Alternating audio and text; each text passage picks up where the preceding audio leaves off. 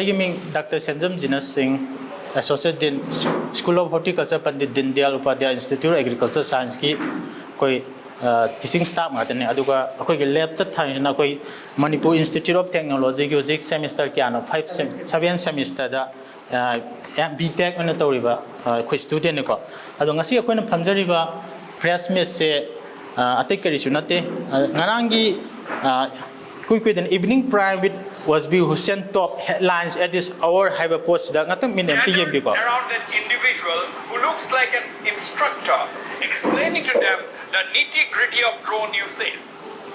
The man at the center can be seen giving a detailed instruction on how to operate a drone. This is evening private was be Hussein gi top headlines at this hour so the man piriba aduga man pusaleva complete siga aduga man video haiba posiga saying hai the karisu mari laina de na koi asigi press message da sing dok ke clarification na laksabane aduga masigi evidence oina man pusalai singte atai nasigi thoiba hujiki ongoing crisis kam ka mai lande akoina 29 January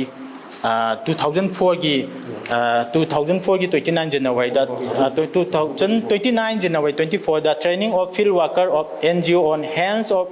workshop on robotic and drone application horticulture crop has that no magi oiba koina training workshop ama farming community of Imphal East ka loina na koi naba na funding tawduna akoi training ama workshop season ngi haisida drone khra ulaga demonstrate tawgiba gatani aduda naba na su funding tawni madugi evidence oina koi ngasi se sida su lajare ko aduga haiba video se video moina footage season ai se sarang tam albert hojigna 7 semester da kara BTech man season ai ba sigi drone sigi video si background da laiba mana haiba pose lauksalaga clip moigi editing khra tawraga aduga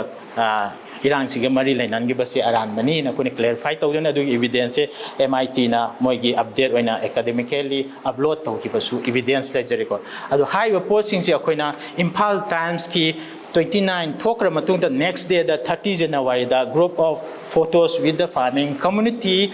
singa akoigi organizer singsige along with the drone singsi akoina Nabad and PDDUIS Empower NGO field worker with robotic and drone training haiba pose Imphal Times na phone gi baisu evidence lairabne adu denatna topa notice ki KRC Times su organized by Manipur Regional Office of Nabad in partnership with the School of Horticulture Pandit Dindyal Upadhyay Institute of Agriculture Science haina su magi evidence lairabane ko alo haiba sing siga mari lainana so koi participants sing da we have already distributed the certificate of appreciation so koi gi Nabad ki manager Imphal East associate dean computer science and agriculture engineering ge koi gi ojak tongkam gobin ai isamak associate director gi khui yaga participants sing the certificate pi be evidence laire ko aduga loina na koi haiba sing sigi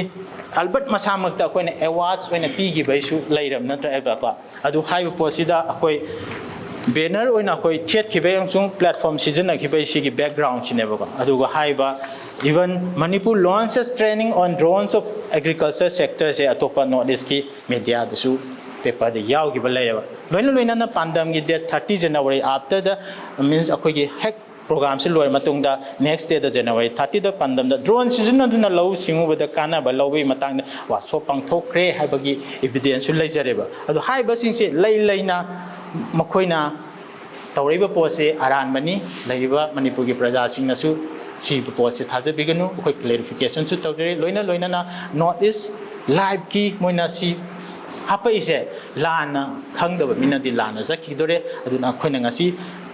press meeting is the faculty of Pandit Dindyal gi teaching faculty loina na ko gi invitee oina matam du speaker oina demonstrator oina utkiba mahak su koraga ngasi ki press media se miyangi mangda clarification pizabni